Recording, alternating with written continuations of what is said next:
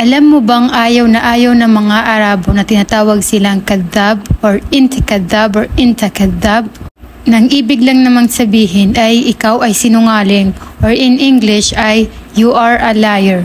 Imbes na sabihin mong inti kadhab, mas okay na sabihin mong tadaak alayya. Assalamualaikum warahmatullahi wabarakatuh. Sa video ito, pag-uusapan natin ang salitang kadhab. Kung ano nga ba ang salitang kadhab? Ang kadhab ay salitang Arabic na ang ibig sabihin ay sinungaling. Alam mo bang ayaw ng mga lokal na mga Arabo na sabihan sila ng sinungaling or kadhaba or kadhab. Napaka-offensive ng salitang ito para sa kanila.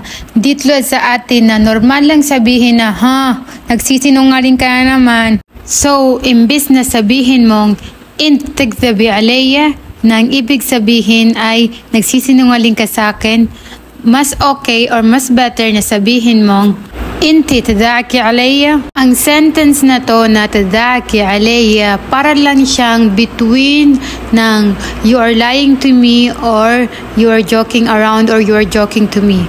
So, pag ginamit mo yung pangungusap na yan, hindi siya more offensive dun sa tao na direct mong sasabihin na ikaw ay sinungaling.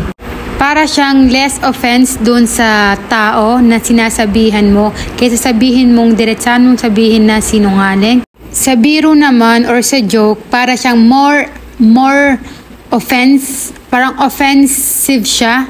Doon sa joke na yon, parang mas higher level siya. So, nagigets mo ba? So, kapag dun sa salitang sinungaling, parang nasa less lang siya ng less words lang siya nung sinungaling. And sa joking is para siyang upgraded word nung joking. So, sana nakuha mo yung ibig kong sabihin. So, what I mean to this word is, imbis na sabihin mong sinungaling yung tao, sabihin mong tadaak alayya or you are joking to me or you are joking around. So, imbis na sabihin mong you are lying to me, sabihin mong tadaaki alayya, which is patanong. So, hanggang dito na lamang. Naway may natutunan kayo sa araw na ito. Kung nakatulong sa iyo ang video ito, i-save at i-share mo para makatulong din sa iba. Shukran, salama. Bye.